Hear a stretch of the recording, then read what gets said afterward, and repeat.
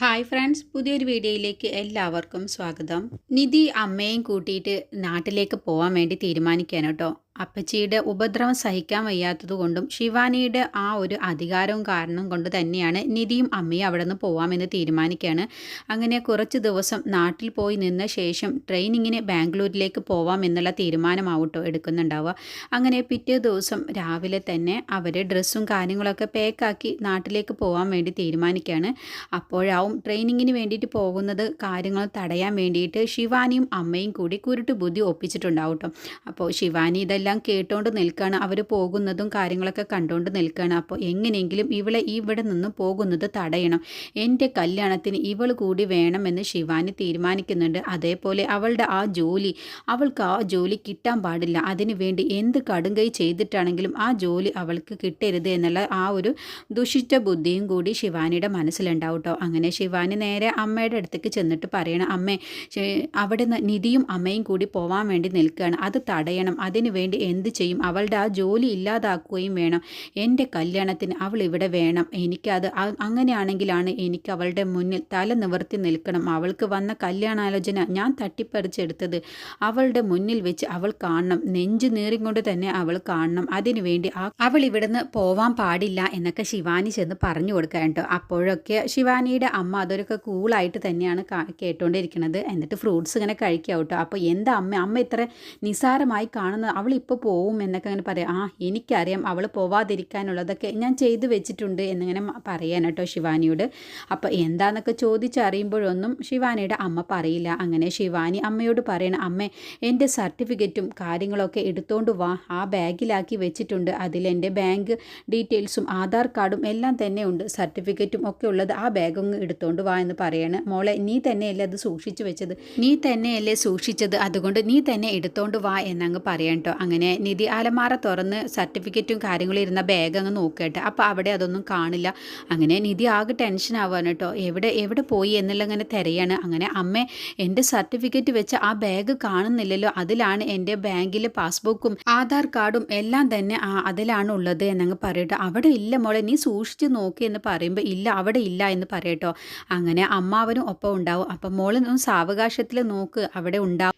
ഇല്ല അമ്മാവ, അവിടെ ഇല്ല എന്നൊക്കെ പറഞ്ഞ് നിധി അങ്ങനെ ടെൻഷൻ ആവാണ്ട്. അപ്പോഴാവും ശിവാനിയും അമ്മയും കൂടി അവിടേക്ക് വരെ. എന്താ ഇവിടെ ഒരു ബഹളം എന്നങ്ങ് ചോദിക്കുകയാണ്. അത് ഏട്ടത്തി, മോളുടെ സർട്ടിഫിക്കറ്റും ഒക്കെ വെച്ചിരുന്ന ബാഗ് കാണാനില്ല. അതാണോ? അത് ഞാൻ എടുത്ത് മാറ്റി വെച്ചിട്ടുണ്ട്, ഭദ്രമായിട്ട് തന്നെ വെച്ചിട്ടുണ്ട് എന്നങ്ങ് പറയാം. എന്ന ഏട്ടത്തി അതിങ്ങൾ തായോ, മോൾക്ക് പോകാൻ സമയമായി, ഞങ്ങൾ ഇറങ്ങാൻ വേണ്ടിയിട്ടാണ്.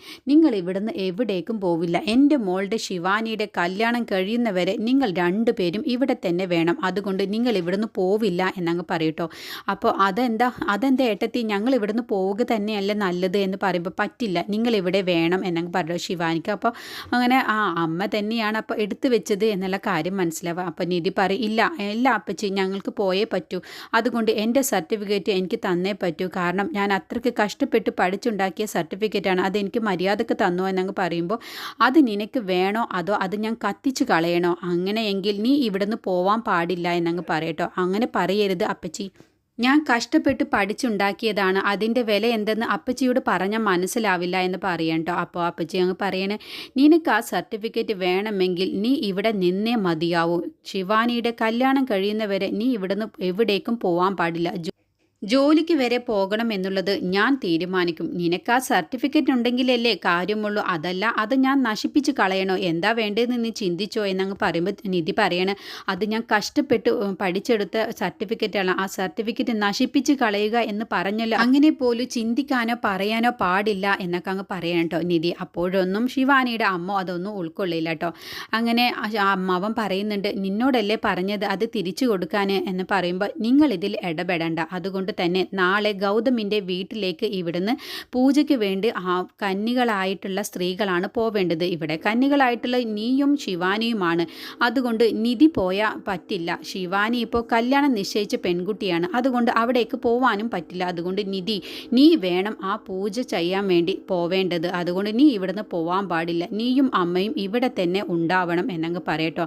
അതല്ല, ഞാൻ പറയുന്നത് കേൾക്കാതെ നീ ഇവിടുന്ന് പോവാനൊരുങ്ങിയാൽ നിൻ്റെ സർട്ടിഫിക്കറ്റ് നീ അങ്ങ് മറന്നേക്ക്, ഒരു പക്ഷേ ഞാനത് കത്തിച്ച് കളയുക തന്നെ ചെയ്യുമെന്നങ്ങ് പറയട്ടോ. അങ്ങനെ നിധി ആകെ ധർമ്മസങ്കടത്തിലാവാണ്. എന്തും പറഞ്ഞതുപോലെ ചെയ്യുന്ന സ്വഭാവമുള്ളത് കൊണ്ട് തന്നെ നിധിയുടെ സർട്ടിഫിക്കറ്റൊക്കെ ആ ശിവാനിയുടെ അമ്മ നശിപ്പിച്ച് കളയുമെന്ന് നിധിക്ക് അങ്ങ് പേടി വരികയാണ്. അങ്ങനെ പിന്നെ നിധി പോകുന്നില്ല എന്നുള്ള ആ തീരുമാനമെടുക്കാൻ കേട്ടോ. അങ്ങനെ ശിവാനിയുടെ അമ്മയും ശിവാനിയും കൂടി നല്ല ഒരു അഹങ്കാരത്തോടു കൂടി അവിടെ നിന്ന് അങ്ങ് പോവുകയാണ്. നിനക്ക് സർട്ടിഫിക്കറ്റ് വേണോ വേണ്ടോ എന്നുള്ളതൊക്കെ ഞാൻ തീരുമാനിക്കും, അതുകൊണ്ട് ഞാൻ പറയുന്നത് പോലെ കേൾക്കണം. നീ ഇപ്പോൾ ഇവിടെ നിന്ന് അങ്ങ് ചാടിത്തുള്ളി പോയിട്ടുണ്ടെങ്കിൽ എനിക്ക് തരാനുള്ള പൈസയൊക്കെ നീ എവിടെ നിന്ന് എടുത്തു തരും? എനിക്ക് 48 ലക്ഷം രൂപയാണ് തരാനുള്ളത്, അതിലേക്ക് 10,000 രൂപയാണ് നീ തന്നുകൊണ്ടിരിക്കുന്നത്. അതുകൊണ്ട് ഈ 10,000 രൂപ നീ ഇപ്പോൾ എവിടെ നിന്ന് തരും? അതുകൊണ്ട് എൻ്റെ പൈസയൊക്കെ തന്ന് തീർത്തതിന് ശേഷം മാത്രം മതി നീയും അമ്മയും ഒക്കെ ഇവിടെ നിന്ന് പോവല് എന്നങ്ങ് പറയട്ടോ. അല്ലാതെ നിനക്കൊരു ജോലി കിട്ടിയെന്ന് കരുതിയിട്ടേ ഒറ്റയടിക്ക് അങ്ങ് എൻ്റെ കടങ്ങളും എൻ്റെ ലക്ഷ്യങ്ങളൊക്കെ അങ്ങ് വീട്ടാൻ കഴിയുമെന്ന് നിനക്ക് തോന്നുന്നുണ്ട്. അതുകൊണ്ട് നീ എൻ്റെ മുന്നിൽ തന്നെ ഉണ്ടാവണം, ഇവിടെ നിന്നുകൊണ്ട് തന്നെ ആവണം എൻ്റെ കടങ്ങളൊക്കെ തീർക്കേണ്ടത് എന്നങ്ങ് പറയട്ടോ. അപ്പോൾ ഇതൊക്കെ കേൾക്കുമ്പോൾ അമ്മാവന് നല്ല വിഷമാവുന്നുണ്ട്. അപ്പോൾ അമ്മാവൻ പറയുന്നുണ്ട്, നീ എന്തറിഞ്ഞിട്ടാ ഈ സംസാരിക്കുന്നത് എന്നൊക്കെ നിങ്ങളോട് മിണ്ടരുത് എന്നാണ് ഞാൻ പറഞ്ഞത്, അതുകൊണ്ട് എനിക്കറിയാം എങ്ങനെ ഇതൊക്കെ കൈകാര്യം ചെയ്യണം എന്നുള്ളത് എന്നൊക്കെ പറഞ്ഞ ശേഷം അഹങ്കാരത്തോടു കൂടി തന്നെ ശിവാനിയുടെ അമ്മ അകത്തേക്ക് അങ്ങ് പോവാൻ കേട്ടോ. അങ്ങനെ നിധി പൊട്ടിക്കരയാണ്. സർട്ടിഫിക്കറ്റ് ഇവരെങ്ങാനും നശിപ്പിച്ച് കളയുമോ എന്നുള്ള ആ പേടിയും ജോലി ഇവരെങ്ങാനും കളയുമോ എന്നുള്ള പേടിയിലൊക്കെ കേട്ടോ. അങ്ങനെ നിധി അങ്ങനെ കരഞ്ഞുകൊണ്ടിരിക്കുന്ന സമയത്താവും നിധിയുടെ അനിയൻ അങ്ങ് വിളിക്കുകയാണ്, ഹോസ്റ്റലിൽ നിന്ന് വിളിക്കുകയാണ്. എന്നിട്ട് പറയാണ്, ചേച്ചി സുഖമാണോ, ചേച്ചിക്കും അമ്മയ്ക്കൊക്കെ സുഖമാണോ എന്ന് ചോദിക്കും. ആ സുഖമാണ് മോനെ എന്ന് പറയണ. അവിടെ ഉണ്ടായ സംഭവങ്ങളൊന്നും തന്നെ അനിയനെ അറിയിക്കില്ല കേട്ടോ. അനിയൻ്റെ പഠിപ്പ് കുളമാവും എന്ന് കരുതിയിട്ട് തന്നെയാണ് അവിടുത്തെ പ്രശ്നങ്ങളൊന്നും അറിയിക്കാതെ അവനെ ഹോസ്റ്റലിൽ നിന്ന് പഠിപ്പിക്കുന്നത്. എന്നിട്ട് പറയണേ, എന്താ മോനെ നീ വിളിച്ചത്? എനിക്ക് നാളെ ഫീസ് അടക്കാനുണ്ട്, 27,000 രൂപയാണ് ഫീസ് അടക്കാൻ എന്നങ്ങ് പറയാണ്. അതെന്താ മോനെ നീ ഇതുവരെ വിളിച്ച് പറയാതിരുന്നത്? നാളെ അടയ്ക്കേണ്ട ഫീസ് ഇന്നാണോ പറയുന്നത്? അത് ചേച്ചി ഞാൻ സ്കോളർഷിപ്പിൻ്റെ പൈസ കിട്ടുമെന്ന് കരുതി അതുകൊണ്ടാണ് പറയാതിരുന്നത്. എന്തായാലും നീ ടെൻഷനാണ്, ചേച്ചിക്ക് അവിടെ ബുദ്ധിമുട്ടുണ്ടാവുമോ എന്ന് ഇല്ല, പൈസ നാളെയല്ലേ അടയ്ക്കേണ്ടത്, ഞാൻ എന്തായാലും പൈസ അടയ്ക്കാനുള്ള ഏർപ്പാടുകളൊക്കെ ചെയ്തോളാം, നീ പഠിച്ചാൽ മതി. ചേച്ചിയുടെ വലിയൊരു ആഗ്രഹമാണ് നീ കളക്ടർ ആവണം എന്നുള്ളത്, എന്നിട്ട് എനിക്കും അമ്മയ്ക്കും സന്തോഷത്തോടു കൂടി നിൻ്റെ കൂടെ ജീവിക്കണം എന്നുള്ളത് എൻ്റെ വലിയ ഒരു ആഗ്രഹമാണ് എന്ന് പറയുമ്പോൾ അനിയൻ പറയാണ്, ചേച്ചി ഒന്നുകൊണ്ടും വിഷമിക്കേണ്ട, ഞാൻ എന്തായാലും പഠിച്ച് കളക്ടർ ആവുക തന്നെ ചെയ്യും എന്നൊക്കെ പറഞ്ഞ് നല്ല സമാധാനിപ്പിച്ചുകൊണ്ട് തന്നെയാണ് കേട്ടോ ഫോൺ അങ്ങ് വെക്കുന്നത്. അങ്ങനെ അമ്മ അടുത്തേക്ക് വന്നിട്ട് പറയുന്നുണ്ട്, മോളെ നീ എവിടെ നിന്ന് എടുത്ത് പൈസ കൊടുക്കും? ഇപ്പോൾ മോനിക്ക് പൈസ വേണമെന്ന് പറയാം, അതൊക്കെ ശരിയാവും അമ്മേ, എങ്ങനെയെങ്കിലും അവൻ്റെ പഠിപ്പ് മുടങ്ങാതെ എല്ലാം കറക്റ്റായിട്ട് തന്നെ ചെയ്തു കൊടുക്കണം. അവനിലാണ് എൻ്റെ ആകെയുള്ള പ്രതീക്ഷ, അതുകൊണ്ട് അവനെ എനിക്ക് കളക്ടറാക്കണം എന്നുള്ളത് എൻ്റെ ഒരു വലിയ ആഗ്രഹമാണ്. അതുകൊണ്ട് ഒന്നും അറിയിക്കാതെ അവനെ ഞാൻ അവിടെ നിന്ന് പഠിപ്പിക്കുന്നത് തന്നെ. ഹോസ്റ്റലിൽ നിന്ന് പഠിച്ചാൽ മാത്രമാണ് ഇവിടുത്തെ ബുദ്ധിമുട്ടും ഞാനും അമ്മയും അനുഭവിക്കുന്ന പ്രയാസങ്ങളൊന്നും അവൻ അറിയാതിരിക്കുകയുള്ളൂ എന്നൊക്കെ അങ്ങ് നിഖിൽ അറിയാതിരിക്കുകയുള്ളൂ എന്നൊക്കെ അങ്ങ് പറയാൻ കേട്ടോ. അങ്ങനെ നിഖിലിനോട് സമാധാനിപ്പിച്ചുകൊണ്ട് തന്നെയാണ് ഫോണൊക്കെ വെക്കുന്നത് നിധി. അങ്ങനെ ശിവാനിയുടെ അമ്മ അങ്ങ് തീരുമാനിക്കുകയാണ് കേട്ടോ, നിധിയെ തന്നെ പൂജയ്ക്ക് വേണ്ടി പറഞ്ഞയക്കണം എന്നുള്ളത്. അവിടുത്തെ പയ്യനും അവിടെ വീട്ടിലുള്ളവർക്കൊക്കെ ഡ്രസ്സും കാര്യങ്ങളൊക്കെ പെൺ വീട്ടുകാർ തന്നെയാണ് പൂജയ്ക്ക് വേണ്ടി കൊണ്ടു കൊടുക്കേണ്ട കാര്യങ്ങളും എല്ലാ ചടങ്ങുകളും ഉണ്ടാവുക. അതെല്ലാം തന്നെ സ്വാമി വിളിച്ച് പറഞ്ഞിട്ടുണ്ടാവും. പയ്യൻ്റെ വീട്ടിലേക്ക് പെൺവീട്ടിലെ ആ കന്യക വന്ന് തന്നെ ഇങ്ങനെ ഒരു കർമ്മം നടത്തണം, ഇങ്ങനെ ഒരു പൂജ നടത്തണം എന്നുള്ള ആ ഒരു തീരുമാനമൊക്കെ പറഞ്ഞിട്ടുണ്ടാവുക.